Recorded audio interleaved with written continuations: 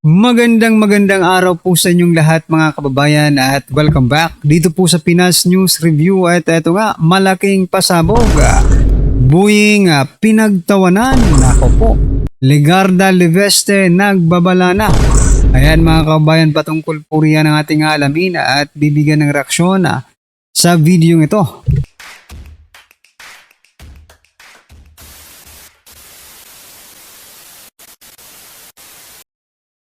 So yan mga kababayan, bago po natin i-play yung video, eto mga karibin natin, Boying Rimulya, pinagtawanan sa mundo ng social media, no?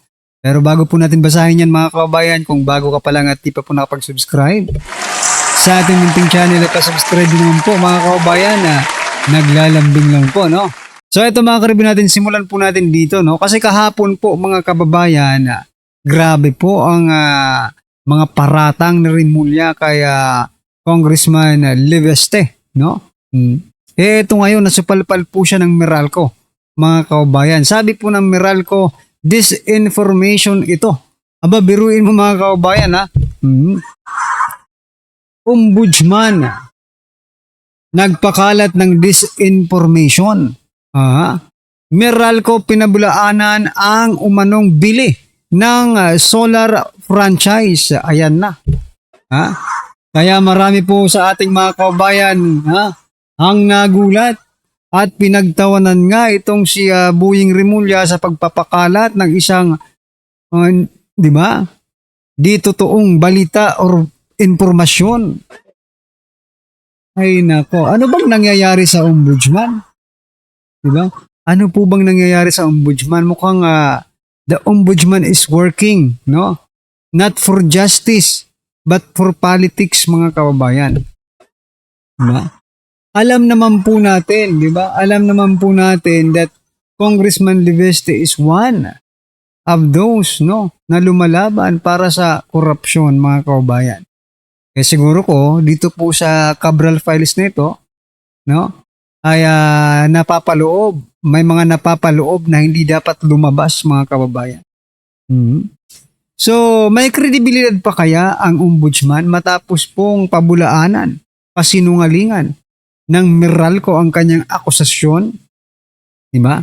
Dito po, kay Congressman Leveste, nakakahiya ka. Diba? Dapat sa'yo hindi talaga maging ombudsman eh. Di nga namin alam kung bakit pinipilit talaga ninyo na ikaw ang ombudsman. Diba? May kaso ka sa ombudsman, you personally, no? Boying Rimulya. Hindi namin alam kung bakit pinipilit ka na maging ombudsman, ayaw naman sa iyo ng taong bayan na maging ombudsman ka. Kasi nga, gaya nito ngayon, imbis na hustisya po ang nakukuha natin, wala tayong makuha hustisya. Diba? Ay, grabe.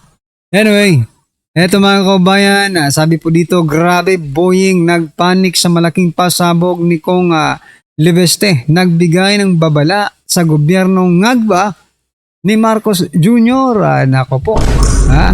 Ito mga kababayan, grabe, si Boying daw nagwala mga kababayan sa matinding pasabog ni Leveste. Kiko Legarda Cabral may taning sa palasyo. Aba, ito pakinggan po natin at bigyan natin ng reaksyon. Hey, Boying nagwala dahil kay Leveste. Pambihira talaga. Ay, Boying, kamusta na ikaw? Ayusin na nga. Pangalawa, Leveste nagbigay ng taning sa mga magnanakaw. Binigyan na kayo ng oras, binigyan na ng taning. Naku, matindi talaga to si Leveste. Ito po, simulan po natin doon sa pinakagwapong pinakagwapong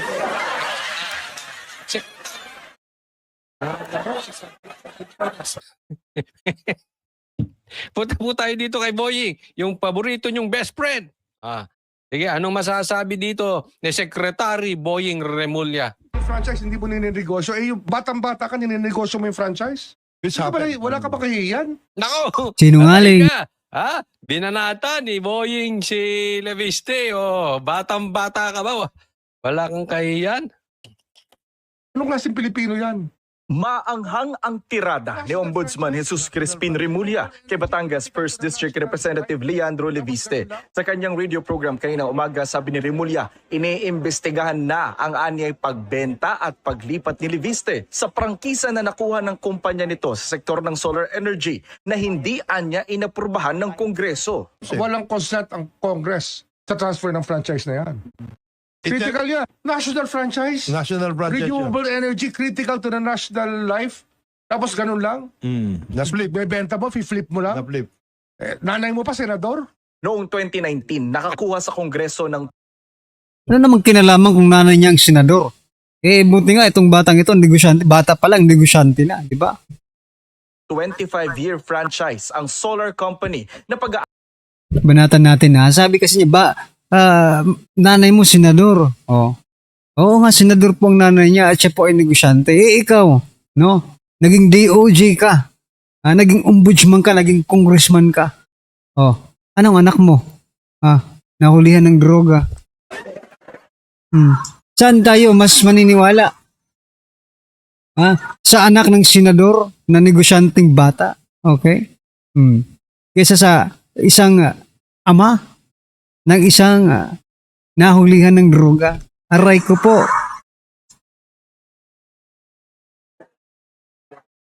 Nitong 2025, ibinenta ni Leviste sa isang power firm ang malaking bahagi ng kanyang shares ng kumpanya na nagkakahalaga ng 18.26 billion pesos. Ayon sa Section 18 ng Republic Act number 11357, ang batas na nagbigay ng prangkisa sa solar company ni Leviste, hindi maaaring ibenta ang kumpanya o ang controlling interest dito nang walang approval ng Kongreso. Ayan. Teka muna, okay? Dali muna natin dito. Lagay muna natin yan. Dito muna tayo sa picture na to. Okay, ako po, hindi ko po pinagtatanggol si Leviste. I'll be honest to you guys. Kanina ko lang siya na-meet. Okay, so wala kaming personal relationship, personal knowledge about kay Leviste. Pero, na-explain niya bahagya yung kanyang kalagayan dito sa kanyang franchise. Panuorin nyo na lang po kasi mahaba po yun. Yung vlog namin, yung interview namin sa kanya sa SMNI. Pero ito muna ang puntahan natin. Okay? Hindi po, again, ulitin, hindi po natin pinagtatanggol si Leviste. Kaya lang, eto yan. Bakit bigla-bigla naman nang gagalaiti, eto si Boying, doon sa franchise nitong negosyo, kung ano pa man yan, negosyo netong si Leviste. Yun yung nakakapagtaka eh. Bigla-bigla na lang. Dahil, obviously, ito ay tungkol sa Cabral Files. May hawak siyang listahan. At saka isa pa mga karibin natin, no? Sa bagay, nasa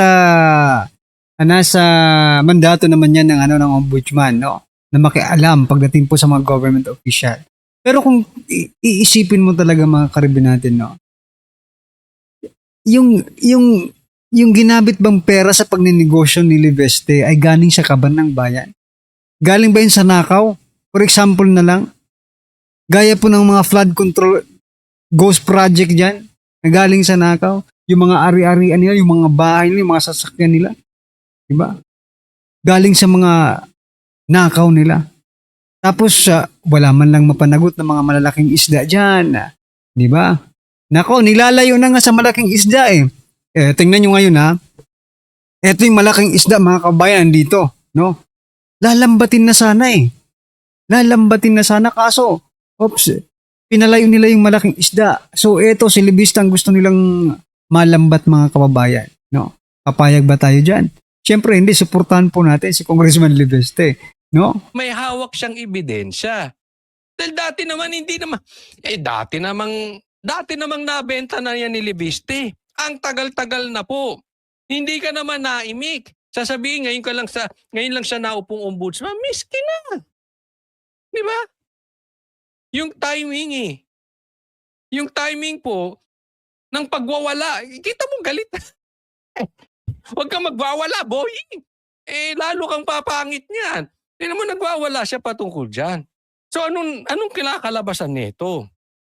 Bilang ombudsman, parang dinesisyonan mo na mali itong si Leviste. Mali yung hawak niyang Cabral files. Ano nangyayari sa'yo? Nagmimistulang nag-aabugas siya o nag-aabogado. Ito si Boying sa panig nung magpinsan. Si Tamba at si Marcos or kung sino pa man ang nakalagay dun sa listahan. Ito yung issue na to. Uulitin ko. This is public knowledge. Alam naman po to ng isang involved na o mahilig sa politika, na sumusubaybay sa politika. Hindi mo kailangan maging grade 5 para maunawaan mo kung saan nanggagaling si Boying, ba't galit na galit. Yan ang hindi natin maintindihan na dapat patas ang ombudsman. Dito lumabas Lumabas. Diniscuss po natin ito noong isang araw pero mas matindi ngayon. Galit na siya kay Leviste. So sa madali Habang tumatagal mga kabayan, no, although alam naman po nating lahat, no, yung pinanggagalingan, tulad yan ang sabi ni Coach Oli, alam natin lahat kung saan nanggagaling itong si Boying Rimulya. Pero para dun po sa hindi nakakaalam, habang tumatagal, mas lalo po nilang naiintindihan, no, yung tunay pong pagkatao, katauhan ni Boying Rimulya mga kababayan.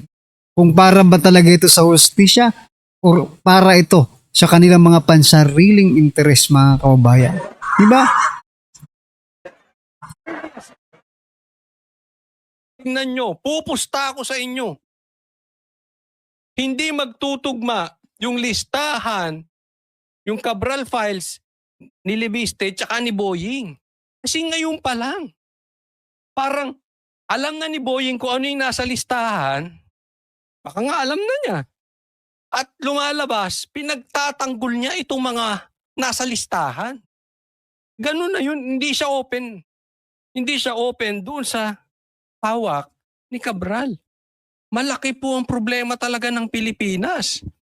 Malaki problema natin sa Rimulya. Hindi lang to si Boying kasi pati yung kapatid si Bongbong Marcos naman ay ipagtatanggol na mamaya ay magiging topic natin. Pero dito muna tayo. Anong nangyayari? Hindi ba dapat bilang ombudsman, ikay natutuwa na yung namatay na tao, may naiwang ebidensya na magiging solusyon dito sa malaking problema. Aba, yung problema natin sa ghost projects. Ito nga napansin ko lang mga karbinan, napakalaki, no? Napakalaki po ng agwat, no? Ng pagiging ombudsman ni Ombudsman Martires at pagiging ombudsman ni Boying Rimulya. Di ba? Napakalaki po ng pagkakaiba. Oh?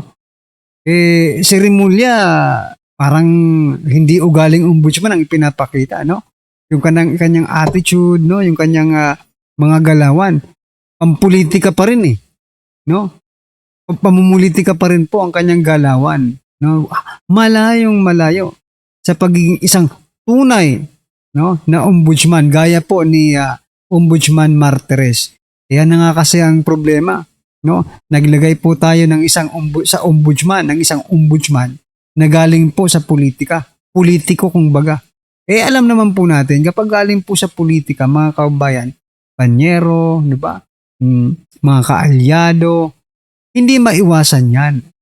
Kaya mali po ang pagdesisyon. Ito na siguro ang pinakabobong pagdesisyon, no, ni President Bongbong Marcos Jr. Sa pagtatalaga ng mga opisyal. May ako naman talaga. Investigasyon nyo, dadalhin nyo kung saan kayo dadalhin ng ebidensya. Yan na nga, dinadala na kayo sa ebidensya Alam mo kung ano sinabi sa amin ni Leviste kanina? Off-cam? Paiba-iba sila ng sinasabi, including to si Vince Dizon. Kaya nga ako, tinanong ko diretsahan.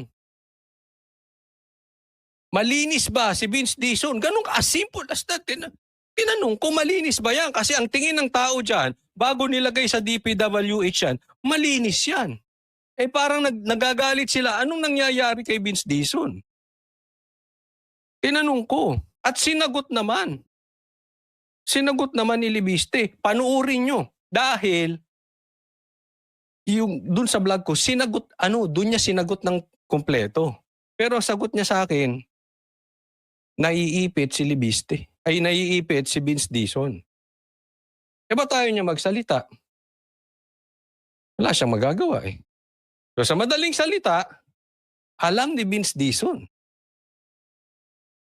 Pero, pinili niya manahimik. So, ganyan po ang nangyayari sa gobyerno natin. So yan mga karabin natin, dalawa lang ang pwede nilang gawin, no? Itong mga opisyal ng ating gobyerno tulad po ni Congressman Leveste, no? Pinili niya pong maging maingay, no? Yung iba naman pinipiling maging tahimik lang sa mga issue, no? Which is na pangit tingnan kasi alam na nila, hindi pa sila nagsasalita, no? Well anyway mga kababayan, ano po ang inyong opinion, reaction patungkol po sa video ito? Pa-comment nyo lang po sa baba. Ayan, maraming salamat po. Please don't forget to like the video. Maraming salamat po.